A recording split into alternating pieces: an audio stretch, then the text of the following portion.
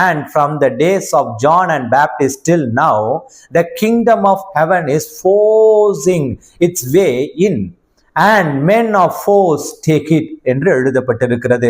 இதோ நாம் கட்டாயப்படுத்தப்படுகிறோம். இதோ இந்த உலகத்திற்குள்ள அடைக்கப்பட்ட, பாவத்திற்குள்ள தள்ளப்பட்டு, பிசாசினால் பிடிக்கப்பட்டு இருந்த போதிலும் தேவனை நாம் இந்த உலக காரியங்களுக்காக தள்ளிவிட்டு சில நேரத்துல மறந்து போன போதிலும் இதோ இந்த சுவிசேஷத்தின் மூலமாக நமக்கு இந்த பரலோக ராஜ்யம் தொடர்ந்து சொல்லப்படுகிறது, தொடர்ந்து அறிவிக்கப்படுகிறது. அதை எந்த வார்த்தையால வர்ணிக்கிறார்கள் என்றால் கட்டாயப்படுத்தப்படுகிறது. சொல்லுங்களே ஒரு ஆமேன, சொல்லுங்களே ஒரு அல்லேலூயாவே. ஆமேன். இந்த வார்த்தை என்ன அர்த்தத்தை கொடுக்குது? இந்த கட்டாயம், இந்த பரலோக ராஜ்யம் தொடர்ந்து சொல்லப்படுகிறது, இப்படிப்பட்ட வார்த்தைகள் எல்லாம் எப்படிப்பட்ட அர்த்தத்தை கொடுக்கிறது?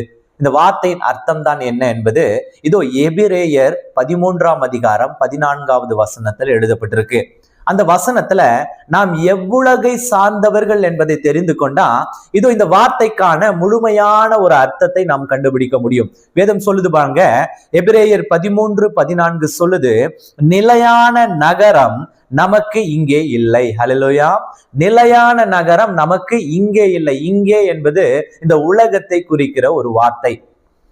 இங்கே இல்லை, வரப்போகிறதே நாடி தேடுகிறோம் என்று எழுதப்பட்டிருக்கிறது. அப்போ வரக்கூடியது எது என்றால் கிறிஸ்துவின் 2ஆம் வருகை தான் வேதாகமும் தீர்க்கதரிசிகளும் சொல்லக்கூடிய வரப்போகிற ஒரு காரியம். அவர் எங்க